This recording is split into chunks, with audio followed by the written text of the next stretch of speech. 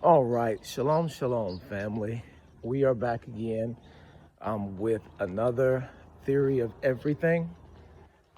We got the last one started the other day, and now we're just going into, as I'm doing my morning walk here, we're getting into the mythology of the universe. Okay, so we went over the Big Bang in the last video, and how that the Big Bang on itself is a theory that is really based on very scant, non-existent evidence, and that it is religious in nature, right?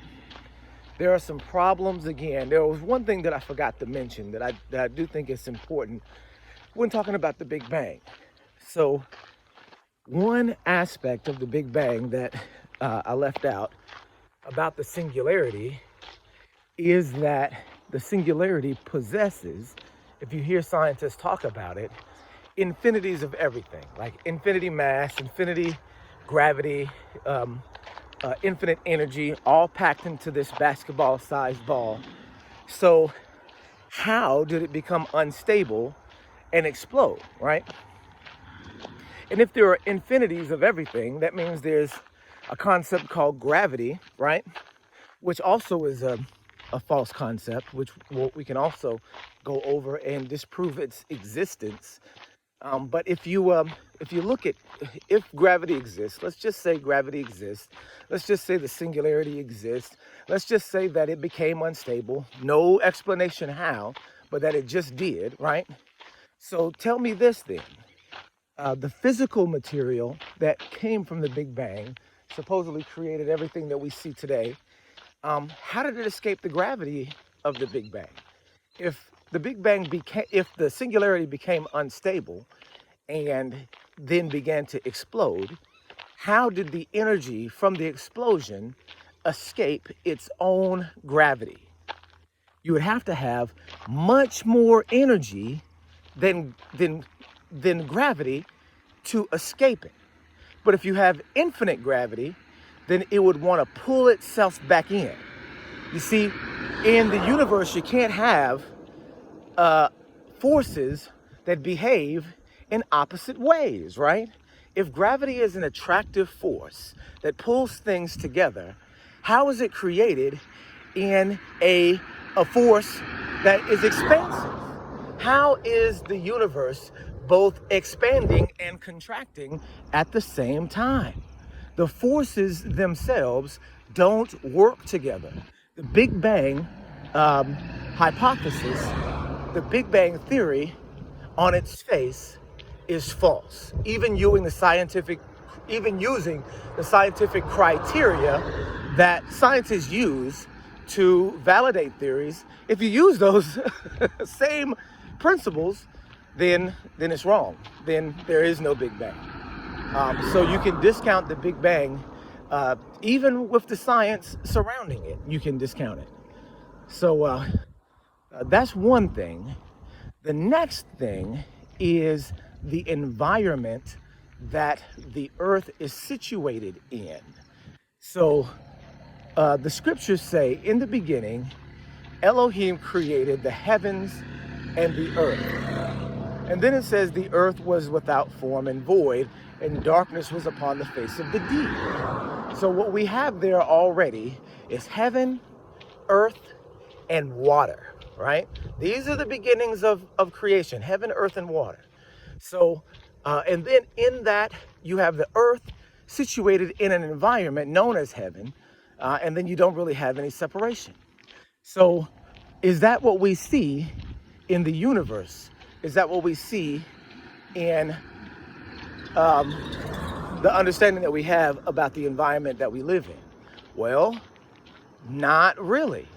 When we look up at the universe, we imagine it to be billions of years, billions of light years of time and space that is so expansive that we cannot see to the edge of it, and that the possibilities are endless, right? Well, the problem with that is that according to science, according to gravitational theory, 97% of all the things that we see in the universe are invisible. 97%, right? And you can look this statistic up, that the things we see in the universe only make up 3% of what is actually in existence. So that means there's only 3% of every formula, 3% of every structure, 3% of every rule, every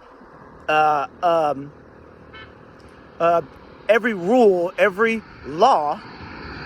Only 3% is what we're seeing and using. So gravitational theory only applies to 3% of the universe. What does that mean then? That means that gravitational theory is 97% wrong. 97% wrong.